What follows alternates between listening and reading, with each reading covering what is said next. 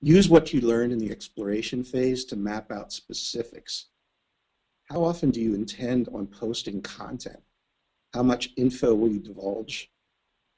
How will your brand be represented in words, discussions, and visual components? Define who you're trying to appeal to. Who's your audience? What info do they want to know? What types of conversations do they engage in? What do they want from your company? Even how web savvy and social media savvy are they? If they're not generally, you're going to spend a lot of time and energy in trying to get them to do something they're reluctant to do.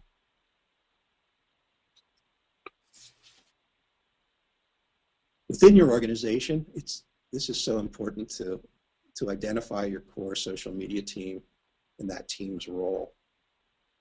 If folks don't own this, if certain folks aren't responsible for it, it's not going to happen. For example, is somebody assigned with spurring conversation, adding technical expertise, or assisting in the promotion and networking of the presence? Be clear on the expectations and make sure part of your plan is a social media policy for your employees.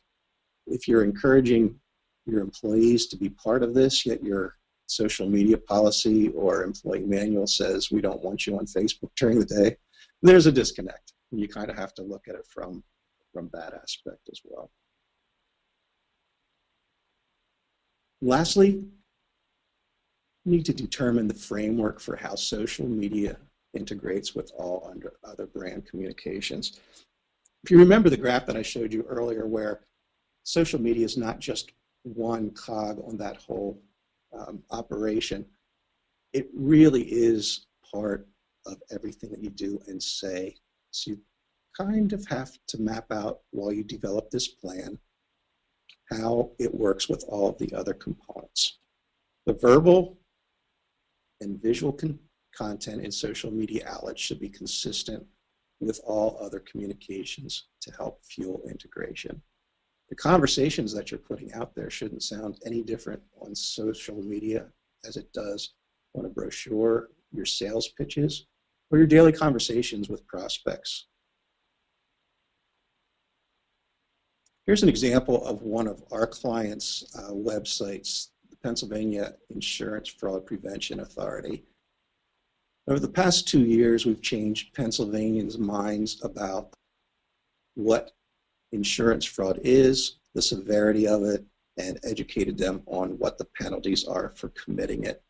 Visually, we have kind of this red theme going on, that sort of ominous look, and all of the components have similar elements, similar look to them, so that the conversations are all the same.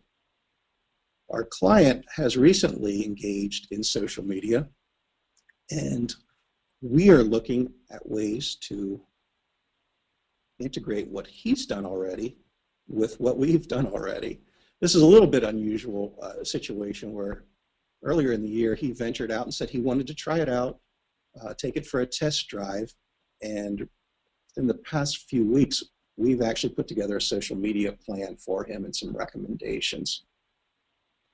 Some have to do with basic branding. As you've seen the red look on that page prior to, this is his Facebook page now. Just a simple integration of some of the components so that if folks are going from the website to the Facebook page, they say, ooh, this is related, this is part of the family, it's part of the conversation. His Twitter page, same deal. Again, as I talked about earlier, get familiar with what controls you have, what options you have. All of a sudden, a simple graphic injection can spell the difference between that and that.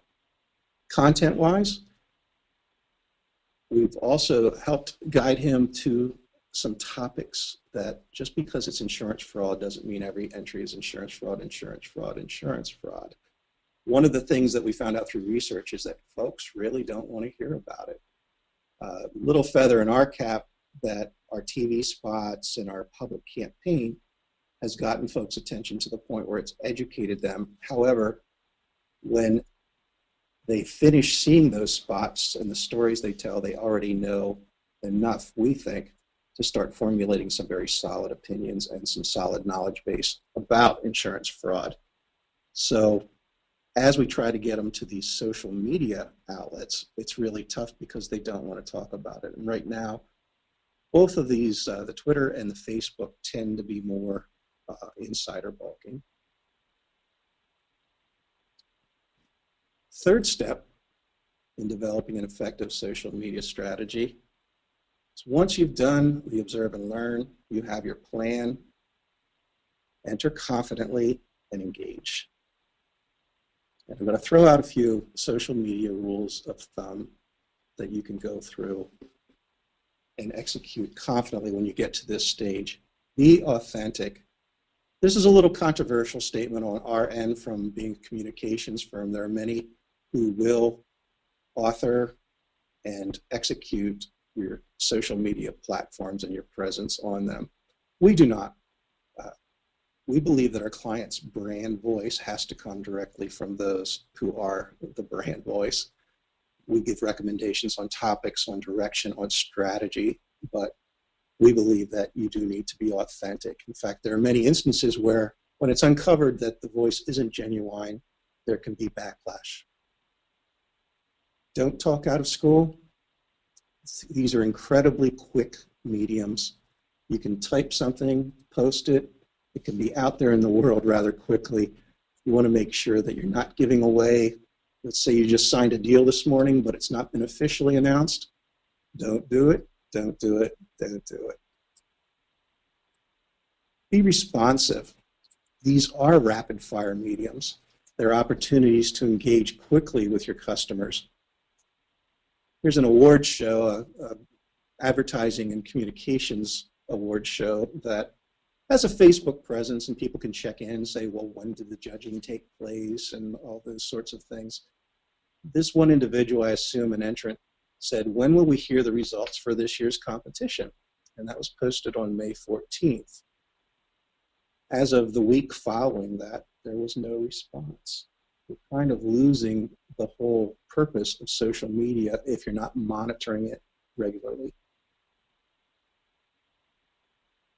Avoid soapboxing. This is a Joe Knezic term.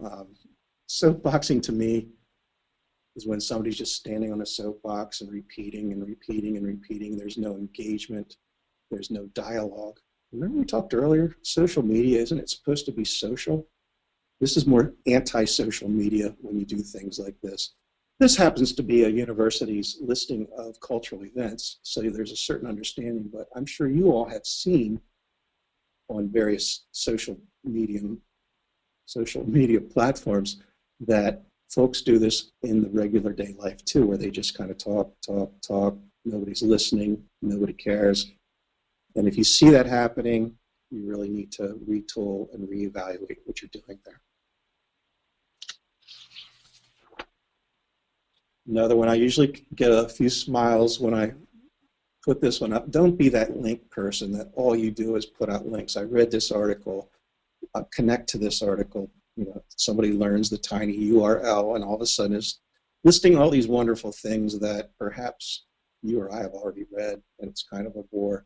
You don't get a halo effect just by listing links. If you comment on something, if you list a link and have an intelligent comment, remember within 140 characters if it's a tweet, you can gain from that, but just don't be known for that. You haven't written the articles and you don't own them, so it's not going to give you the full effect. Have some conversation, same kind of conversation you would have when you engage with somebody else. You don't go there and say, hey, I read this article. Maybe once you do that. You don't want to be at the next party and say, hey, I read this article. It just doesn't work well. Lastly, be professional. Always be professional. And remember, what you post, what folks see can be there forever, and who knows how someone might use it. You know, perhaps not as kindly as I have in this presentation where things are blurred out and such. It might not happen that way.